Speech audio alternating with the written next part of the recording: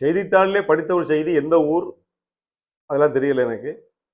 எத்தனையோ பையங்க இந்த பிள்ளைகளை காதலிக்கிறேன்னு சொல்லி வலையில வீழ்த்தி அவருடைய உணர்வுகளை தூண்டி விட்டு காதலிக்கிறேங்கிற பெயர்ல காதலிச்சு அவட்ட என்ன வாங்கணுமோ அதை வாங்கிக்கிட்டு அவரை விட்டுட்டு தற்கொலைக்கு ஆளாக்கி, இல்லை என்றால் கிறுக்கு பிடிச்ச மாதிரி ஆக்கிட்டு போயிடுறாங்க. அப்புறம் அல்லது நீதிமன்றத்துக்கு அவ போறா, வழக்கு போடுறா. தைரியம் உள்ள பிள்ளைகள், தைரியம் இல்லாத பிள்ளைகள் செத்து போகுது. கொஞ்சம் அறவர தைரியம் உள்ளது அதை மறைச்சிக்கிட்டு அடுத்த கணவனுக்கு வாழ்க்கப்பட்டு வாழ்றாங்க.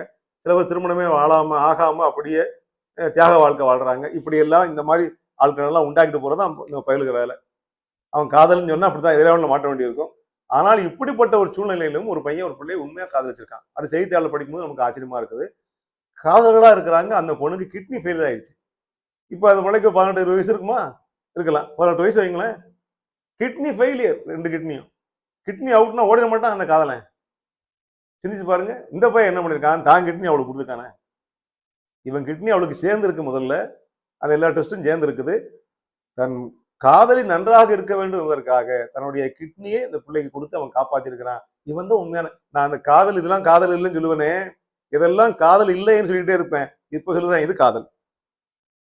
கிட்னி இல்லாம ஒருத்தி எத்தனை வருஷமோட வாழ முடியும்? உயிரோட இருப்பாளா? நம்மளை காப்பாத்துவாளா என்றெல்லாம் யோசிக்கலாமே. சரி, நான் ஒரு கிட்னி இல்லாம என்ன செய்வேன்? அதையும் யோசிக்கல. சிந்திச்சு பாருங்க. காந்தாரி திருதாசனுக்கு கண் தெரியவில்லை என்பதற்காக தன் கண்ணை கட்டி கொண்டதாக படிக்கிறோமே, அது முரடத்தனமான காதலாக இருக்கலாம், பதிபக்தியாக இருக்கலாம். தன் காதலிக்கு சிறுநீரகம் செயலிழப்பு என்று சொன்ன உடனே தன்னுடைய சிறுநீரகத்தை கொடுத்த அவன் தான் காதலன். அவன் தான் அவளை காதலித்திருக்கிறான். இதுதான் உண்மையான அன்பு. சிறுநீரகம் தானே, ஒண்ணு தானடா.